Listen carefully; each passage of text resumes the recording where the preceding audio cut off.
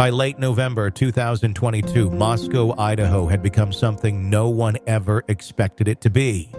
A place where people were afraid to walk alone at night, where students were fleeing campus en masse, and where a quadruple murder investigation was consuming resources from across the Pacific Northwest. It had been just over a week since 4 University of Idaho students were brutally murdered in their off-campus home, but it felt like a lifetime. The small college town that had prided itself on being one of the safest places in America was now the epicenter of one of the most complex murder investigations in recent memory. Previously on Bryan Kohberger, How We Got Here, 4 University of Idaho students were stabbed to death on November 13th, 2022. The immediate aftermath saw hardware stores selling out of locks, students leaving campus early for Thanksgiving break, and investigators from multiple agencies descending on a small college town that had never seen anything like this level of violence. The community transformed overnight from a place where people didn't lock their doors to a place where everyone was looking over their shoulders. I'm Tony Bruschi, and this is our look back on how we got here in the case against Bryan Kohberger. And this is Episode 3, A Community in Fear. Today we're talking about how the investigation exploded in scope during late November 2022, how the FBI's involvement transformed the case into a national story, and how a routine police patrol in nearby Pullman would identify a crucial piece of evidence, though no one would know its significance for weeks. The turning point came on November 16th, 3 days after the murders, when Moscow Police Chief James Fry held a press conference that would change everything about how the public understood this case. The small press room at the Moscow Police Department was packed with reporters from local and national outlets, their cameras focused on a police chief who looked like he hadn't slept in days. Up until this point, information had been scarce and sometimes contradictory. The initial police statement that there was no ongoing community risk had been walked back just 3 days later, when Chief Fry admitted, "We cannot say that there is no threat to the community." Rumors were spreading faster than facts, filling the information vacuum with speculation and fear. The community was demanding answers, and Chief Fry was about to provide the most detailed timeline yet of what investigators knew about the victims' final hours. But this press conference would do more than just provide information. It would mark the moment when the Moscow Police Department acknowledged that this case was beyond their capabilities and resources. It was the moment when a local tragedy became a national story. According to the official timeline released during that press conference, the sequence of events began on Saturday night, November 12th. Kaylee and Madison went to the Corner Club, a downtown Moscow bar popular with university students. The Corner Club sits on Main Street in the heart of downtown Moscow, a strip of bars and restaurants that serves as the social center for University of Idaho students. On any given weekend night, the Corner Club would be packed with students celebrating the end of another week, socializing with friends, and enjoying the kind of carefree college experience that Moscow had always been known for. According to witnesses who spoke to investigators, November 12th seemed like any other Saturday night. The bar was busy, the atmosphere was normal, and Gonsalves and Mogan appeared to be having a good time with friends. Meanwhile, across town, Ethan Chapin and Xana Kernodle attended a party at the Sigma Chi fraternity house. The Sigma Chi house, like most fraternity houses near the University of Idaho campus, regularly hosted parties on weekend nights. These gatherings were typically loud, crowded affairs where students from across campus came to socialize and unwind. According to witness statements provided to investigators, the Sigma Chi party on November 12th was typical for a weekend night. There was music, drinking, and the kind of social interaction that characterizes college party culture. Chapin, who was a member of Sigma Chi, was well known at the house and among his fraternity brothers. Kernodle, his girlfriend, was a regular presence at fraternity events. Nothing about either location, the Corner Club or the Sigma Chi house, suggested anything unusual was happening that night. No one reported seeing anything suspicious. No one noticed anyone paying unusual attention to any of the 4 victims, and no one had any indication that this would be anything other than a normal Saturday night in a college town. The timeline revealed that both pairs returned to 1122 King Road at approximately 1:45 a.m. on November 13th. But before going home, Gonsalves and Mogan had made a stop that would prove crucial to the investigation. They were captured on surveillance footage at a food truck downtown around 1:40 a.m. This wasn't just any surveillance footage. The Grub Truck, as it was known locally, operated late hours specifically to serve students leaving bars and parties. The food truck had become something of an institution in Moscow, a gathering place for hungry students looking for a late-night meal before heading home.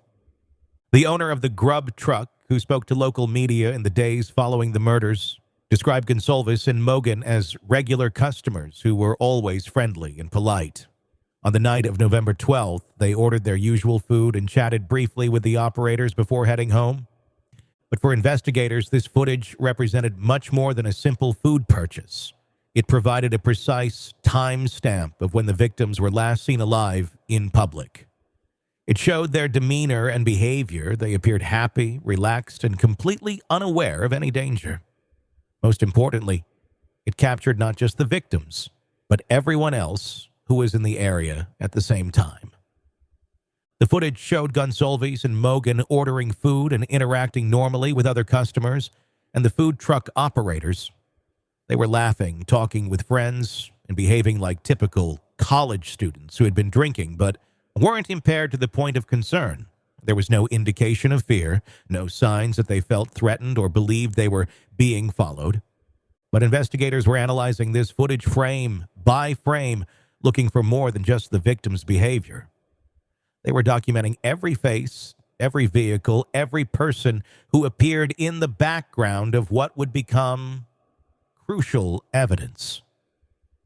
They were looking for anyone else in the area who might have been paying unusual attention to the two women. The Grub Truck surveillance footage would eventually be watched hundreds of times by investigators, analyzed by FBI behavioral specialists, and enhanced using advanced video processing techniques. Every person who appeared in the footage would be identified and interviewed. Every vehicle that drove past would be traced and investigated. The timeline also revealed new details about the house itself and what happened after everyone returned home. According to the police statement, the 4 victims were in the house along with 2 other roommates who lived on the first floor. The layout of this 3-story house would prove crucial to understanding how 4 people could be murdered while 2 others remained unharmed. 1122 King Road was typical of student housing in Moscow, a large house that had been converted to accommodate multiple tenants. The first floor housed Dylan Mortensen and Bethany Funke. The second floor contained the main living areas, kitchen, living room, and Zana Kernodle's bedroom. The third floor had bedrooms for Kaylee Gonsalves and Madison Mogan. This layout meant that sounds from the upper floors might not always be clearly heard on the first floor, depending on what was happening and how the sound traveled through the house. It also meant that someone entering through the sliding glass door on the second floor would have access to the second and third floors without necessarily alerting anyone on the first floor. The house sat in a neighborhood that was popular with University of Idaho students, close enough to campus to walk or bike, but far enough away to feel like you're living off campus rather than in a dorm. King Road itself was a quiet residential street where neighbors knew each other and crime was virtually non-existent. According to neighbors who spoke to investigators, 1122 King Road was known as a house where college students lived, but it wasn't a problem property. There were no noise complaints, no reports of wild parties, no issues that would have drawn police attention. The residents were described as typical college students who kept to themselves and didn't cause any trouble. But the house's location and layout would prove significant in ways that no one could have anticipated. Its position on King Road provided multiple approach routes for someone who might have been surveilling the property. The sliding glass door on the second floor offered an entry point that wouldn't be visible from the street, and the internal layout allowed someone to move between floors without necessarily being detected by everyone in the house. Chief Fry's press conference also revealed something that shocked even experienced investigators. There were no signs of forced entry.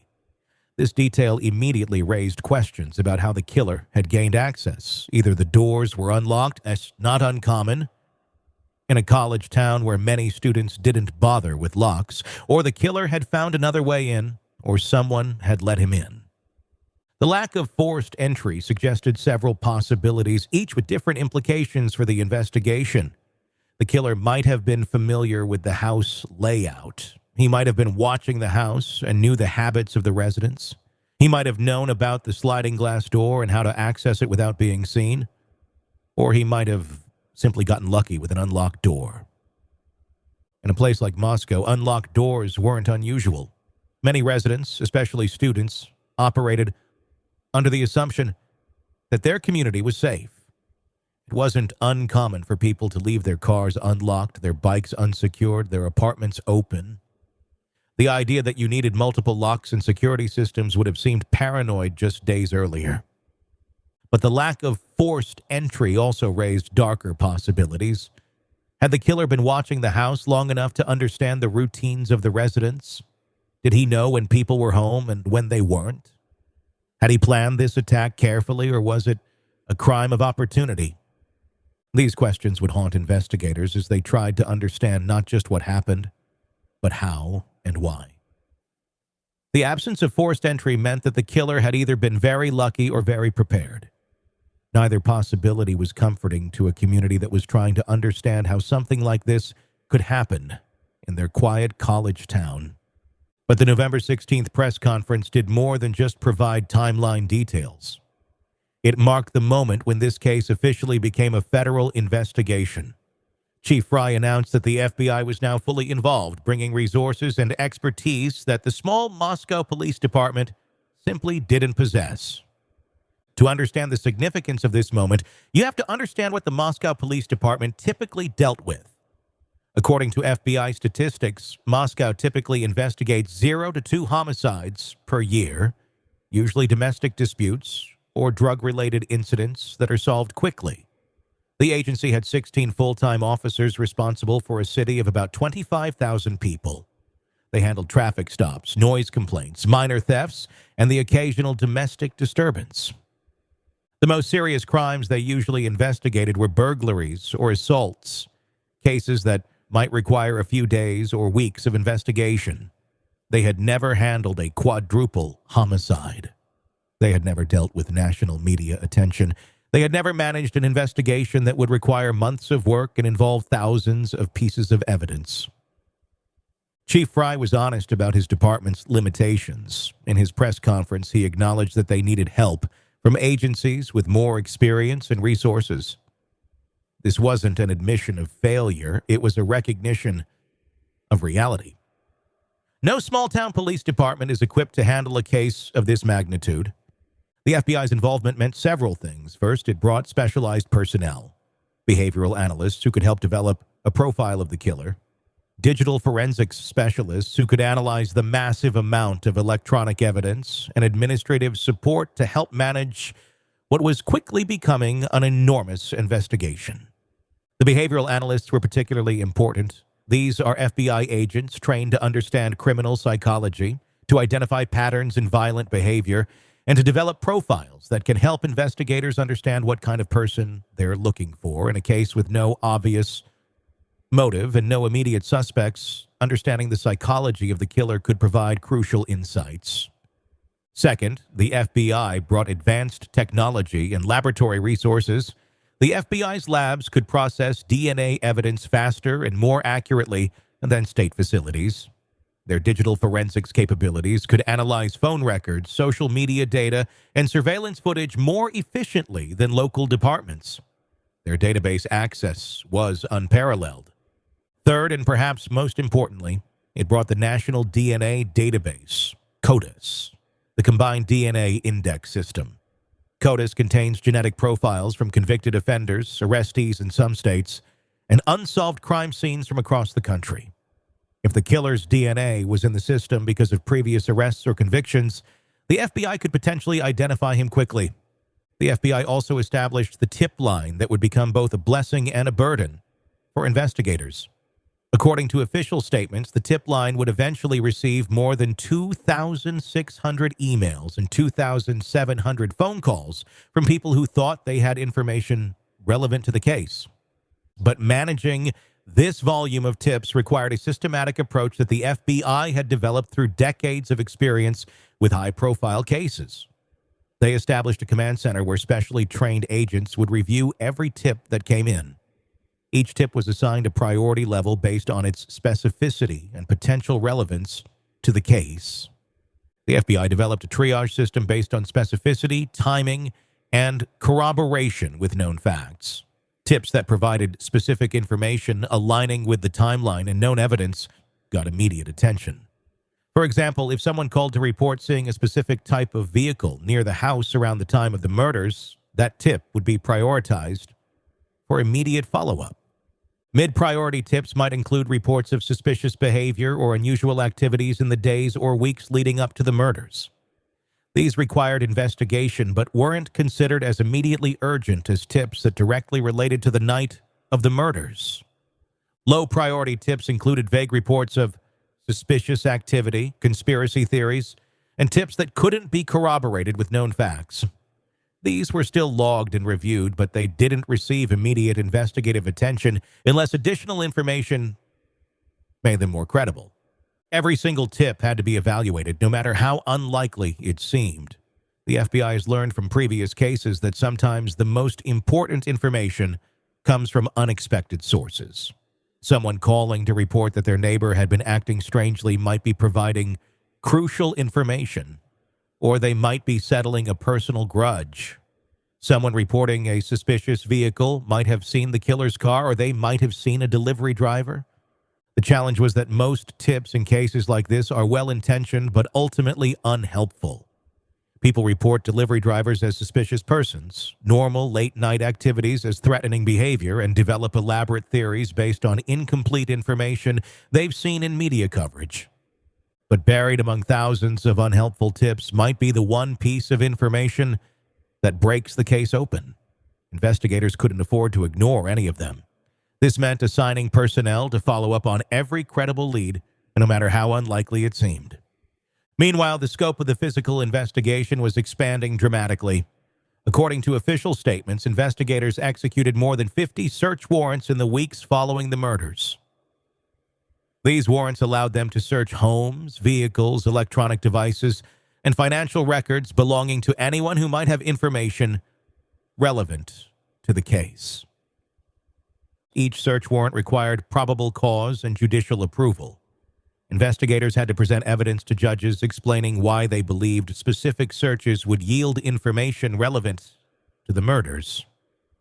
This process takes time and requires careful documentation, but it's essential for ensuring that evidence collected will be admissible in court. The search warrants covered a wide range of targets. Some were for the homes and vehicles of people who had been in contact with the victims in the days before the murders. Others were for businesses near the crime scene that might have surveillance footage. Still others were for digital evidence, phone records, social media accounts, and internet activity. Each warrant had to be executed carefully and thoroughly. When investigators searched a home, they had to document everything they found, photograph every room, and catalog every piece of potential evidence. When they seized electronic devices, they had to ensure the chain of custody was maintained so that any evidence found would be admissible in court. The volume of evidence collected was staggering. Investigators were dealing with physical evidence from the crime scene, digital evidence from phones and computers, surveillance footage from dozens of cameras around Moscow, and witness statements from hundreds of people who had interacted with the victims in their final days. The crime scene itself required extraordinary attention. According to court documents, investigators collected 113 pieces of physical evidence and took more than 4,000 photographs. Every angle of every room, every potential piece of evidence, every blood stain and fingerprint had to be documented. To put this in perspective, a typical homicide scene might require 50 to 100 photographs and yield 20 to 30 pieces of evidence. The Idaho murders crime scene required 40 times as many photographs and nearly 6 times as much physical evidence. This wasn't just because 4 people had been killed, it was because investigators couldn't be sure what might be relevant to solving the case.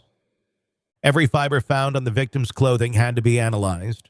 Every fingerprint found in the house had to be identified and compared to databases.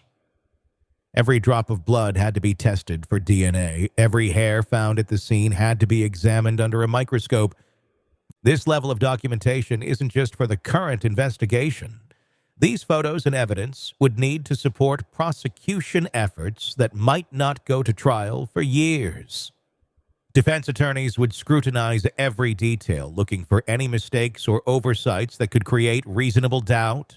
Investigators had to ensure their documentation was thorough and unassailable. The 4,000-plus photographs also illustrate the brutal nature of what happened in that house. 4 people were stabbed to death with what investigators described as a large fixed-blade knife. According to the coroner's report, each victim suffered multiple stab wounds. At least one victim had defensive wounds, indicating they had fought back against their attacker. The weapon was never recovered, despite extensive searches of the area around the house. Investigators used metal detectors to search yards, parks, and wooded areas. They searched dumpsters, storm drains, and any location where a knife might have been discarded. The fact that the weapon was never found suggested that the killer took it with him when he left. This detail troubled investigators because it indicated a level of planning and presence of mind that ruled out a completely spontaneous attack. Someone who commits a crime of passion might leave the weapon at the scene. Someone who plans an attack and has the presence of mind to take the weapon with them is a different kind of killer entirely. The brutality of the attacks also provided insights into the killer's psychology. According to the autopsy reports, the victims suffered what forensic pathologists described as overkill, far more injuries than would have been necessary to cause death. This suggested intense rage, personal motivation, or sadistic tendencies. But the most promising piece of physical evidence remained the tan leather knife sheath found on the bed next to Madison Mogen's body. This K-bar-style sheath had been left behind when the killer took the knife, and it would prove to contain microscopic traces of DNA that would eventually solve the case. Digital evidence presented its own challenges. Investigators had to analyze phone records, social media accounts, app usage data, and location information for all 4 victims. But they also had to identify and investigate anyone who had recent contact with the victims, which meant analyzing similar data for dozens of other people. The volume of digital evidence in modern murder cases is staggering. Every text message, every social media post, every app notification, every GPS ping creates a digital record. In the case of 4 college students, this meant thousands of digital interactions in the days and weeks leading up to their deaths. Investigators had to reconstruct the victims' digital lives. They analyzed Instagram posts to understand their social connections. They reviewed Snapchat messages to identify recent conversations. They examined TikTok activity to understand their interests and behaviors. They traced Venmo transactions to understand their recent activities. Each victim's phone contained thousands of photos, messages, and app interactions. Investigators had to review all of this information, looking for anything that might be relevant, threats concerning interactions, new relationships, or changes in behavior that might provide clues about why they were targeted. But the digital evidence would eventually prove crucial in ways that no one anticipated. In November 2022, modern smartphones create detailed records of where we go, when we're there, and what we do. These digital breadcrumbs would eventually reveal patterns of behavior that would point directly to a suspect. Cell phone tower data, in particular, would prove to be a gold mine of information. Every time a phone connects to a cell tower, it creates a record of when and where that connection occurred. By analyzing tower data, investigators could potentially track the movements of anyone who was in the area around the time of the murders. This type of analysis requires sophisticated software and expertise that the Moscow Police Department didn't possess. But the FBI has specialized units trained in digital forensics who could process this information and identify patterns that might be invisible to traditional investigators. As the investigation expanded, so did the media attention. Major news networks that had initially sent single reporters were now establishing semi-permanent bureaus in Moscow. CNN, Fox News, MSNBC, and other national outlets brought satellite trucks, multiple camera crews, and teams of reporters. The transformation of Moscow from a quiet college town to the center of a national media circus was jarring for residents. Suddenly, their local coffee shops were filled with reporters. Their quiet neighborhoods were disrupted by satellite trucks and camera crews. Their daily routines were interrupted by journalists seeking interviews and information. Local news stations that normally covered city council meetings and high school football games suddenly found themselves at the center of a national story. KLEW-TV, the local NBC affiliate, went from being a small-town news operation to providing live updates to national networks. The Moscow Pullman Daily News, a small local newspaper, was suddenly fielding calls from journalists around the world.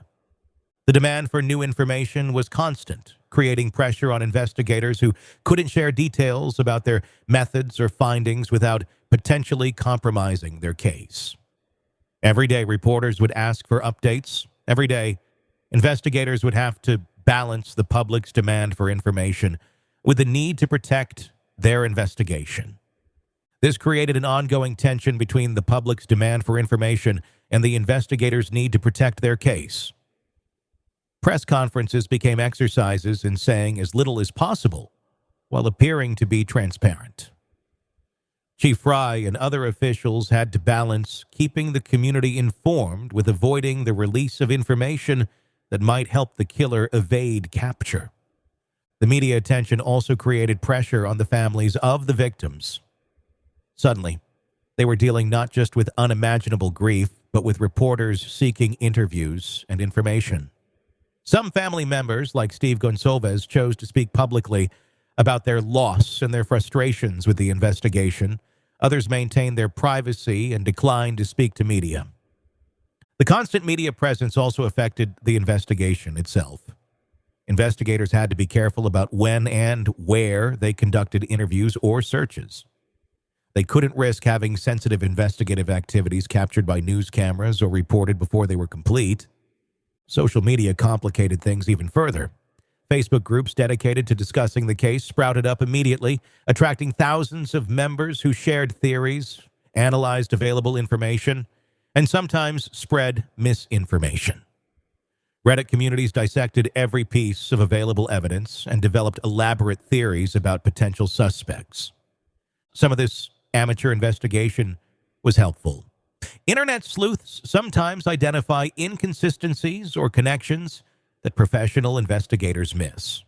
But much of it was counterproductive, spreading false information and creating additional noise that investigators had to sort through. Worse, some amateur investigators began harassing people they had identified as potential suspects based on incomplete information.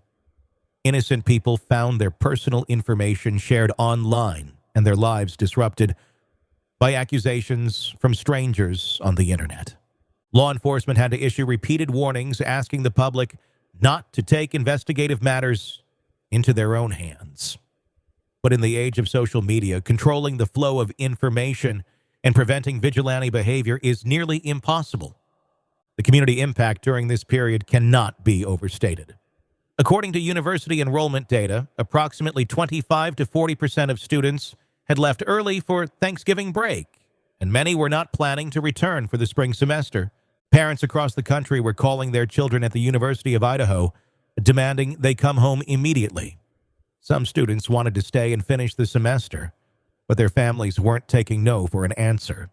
The exodus was so significant that local businesses reported dramatic drops in revenue. The economic impact rippled through the entire community. Restaurants that normally thrived on student customers saw their revenue plummet. The bars downtown, which had been packed the weekend of the murders, were nearly empty in the following weeks.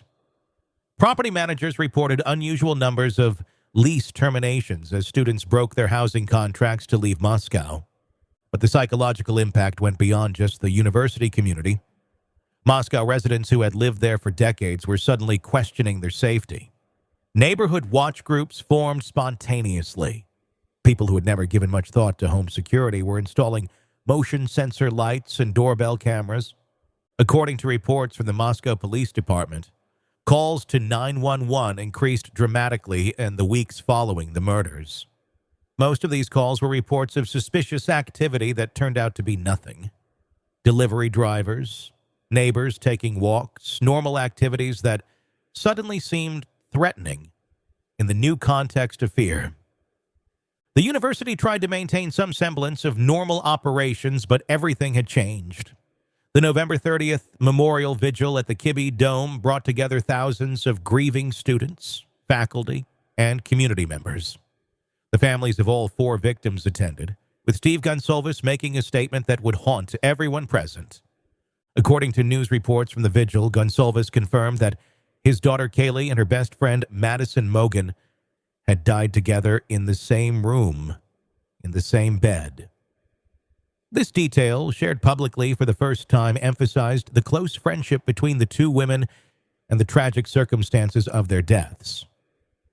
The vigil was meant to provide closure and comfort to the community, but it also highlighted how far they were from any resolution. 4 students were dead. Their killer was still at large, and despite the massive investigation, there were no arrests and no clear suspects. Behind the scenes, however, something significant was happening that wouldn't become public knowledge for weeks. On November 29th, 16 days after the murders, a Washington State University police officer was conducting routine patrols when he spotted a white Hyundai Elantra on campus. The officer documented the vehicle and its license plate as part of standard patrol procedures. At the time, this seemed like routine police work. WSU is just 8 miles from the University of Idaho, and it's common for students from both schools to visit each other's campuses. But this white Hyundai Elantra would prove to be one of the most important pieces of evidence in the entire investigation. The car belonged to Bryan Kohberger, a 28-year-old criminology PhD student at Washington State University. At the time of that November 29th patrol, Kohberger was going about his normal life, attending classes, teaching students, and maintaining the appearance of a typical graduate student. What investigators didn't know yet was that they had been looking for this exact vehicle. Digital evidence and surveillance footage would eventually reveal that a white Hyundai Elantra had been in the area around the time of the murders. But connecting that vehicle to a specific person would require weeks of additional investigation. The November 29th identification of Kohberger's car was a breakthrough that investigators wouldn't recognize for some time. They had found their suspect, but they didn't know it yet. Kohberger continued his normal routine, unaware that his vehicle had been flagged and that investigators were about to begin the process that would eventually lead to his arrest. As November ended and December began, the investigation was about to enter a new phase. The DNA analysis of the knife sheath was nearing completion. Digital forensic specialists were beginning to identify patterns in cell phone tower data that would prove crucial. And somewhere in the massive pile of tips and leads was information that would eventually point directly to the killer. The community of Moscow was learning to live with fear and uncertainty. Students were making difficult decisions about whether to return for spring semester. Families were grieving while demanding justice. And investigators were working around the clock, processing evidence and following leads, knowing that somewhere in all the data they were analyzing was the key to solving the case. But they also knew they were running out of time. Every day that passed without an arrest was another day that the killer remained free. Every day was another day that the community lived in fear. Every day was another day that 4 families waited for answers about who had taken their children from them and why. The breakthrough was coming, but it would require advanced forensic techniques, innovative investigative methods, and a level of digital detective work that had never been attempted in Idaho. The microscopic traces of DNA on a leather knife sheath were about to reveal their secrets. Cell phone tower data was about to tell a story of surveillance and premeditation, and a white Hyundai Elantra was about to become the most sought-after vehicle in America. Next time on Bryan Kohberger, How We Got Here.